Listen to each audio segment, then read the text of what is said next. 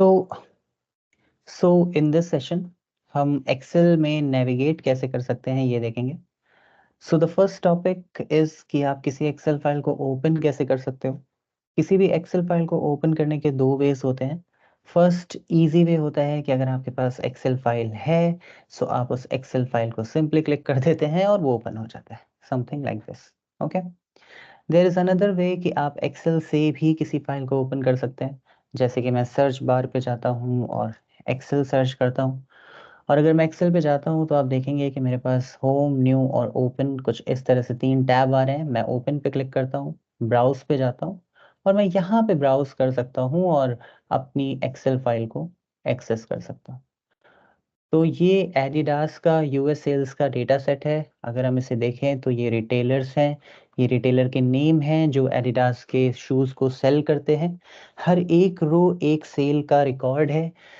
तो retailer ID, हर एक retailer की अपनी आईडी होती है, इनवॉइस डेट, इसके साथ साथ रीजन क्या था, एंड आफ्टर दैट स्टेट क्या था, सिटी क्या थी, प्रोडक्ट क्या था, उस प्रोडक्ट का प्राइस कितना था, टोटल कितने यूनिट सेल हुए, ऑपरेटिंग प्रॉफिट कितना था, ऑपरेटिंग मार्जिन कितना था, और sales method. Now sales method में तीन तरह की वैल्यू है। एक है in store. In store mean store में अगर लाइक रिटेलर शॉप थी तो वहाँ से सेल हुई है। आउटलेट, उनका खुद का आउटलेट था तो हुई है, या फिर ऑनलाइन भी एक ऑप्शन है कि ऑनलाइन के थ्रू सेल हुई है।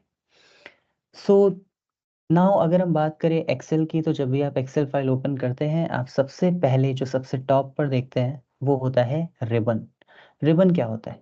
Ribbon in Excel is a set of tool bar at the top of the window that help user find command to complete tasks. किसी भी तरह के आपको टास्क करने हैं तो रिबन आपकी हेल्प करता है।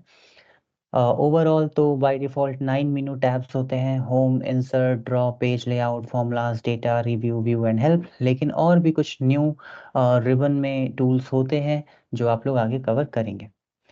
इसे हम रिबन कहते हैं।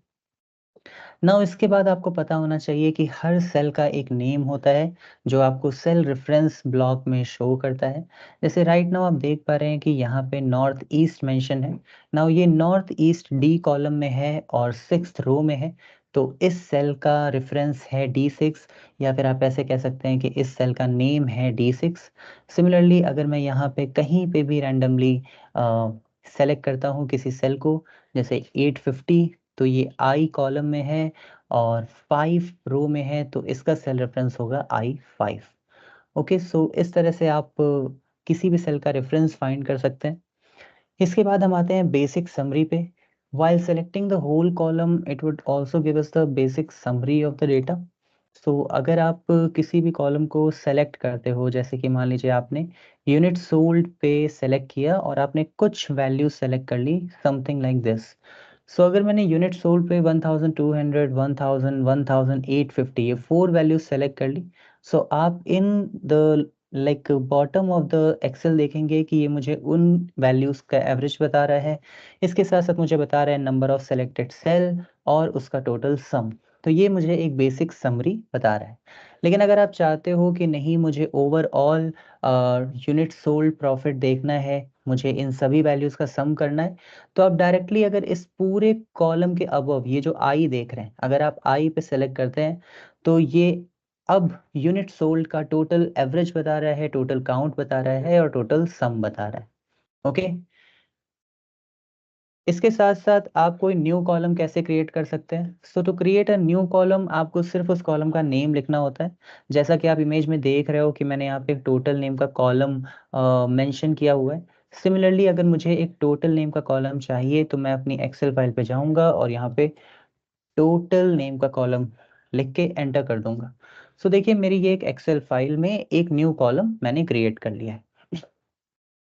नाउ अगर आप चाहते हो कि इस टोटल कॉलम में वैल्यूज हों, तो आप ऐसे समझिए कि हर एक हर एक रिकॉर्ड में मेरे पास दो वैल्यू है। एक है प्राइस पर यूनिट, यानी कि एक प्रोडक्ट है, उस प्रोडक्ट का नाम है मेंस स्ट्रीट फुटवेयर, जिसकी प्राइस $50 है लेकिन टोटल 1200 यूनिट सेल हुए हैं। तो टोटल कितना लाइक सेल हुआ है, टोटल सेल वैल्यू क्या है? तो वो टोटल सेल वैल्यू फाइंड करने के लिए मुझे प्राइस पर यूनिट और यूनिट सोल्ड का मल्टीप्लिकेशन करना होगा।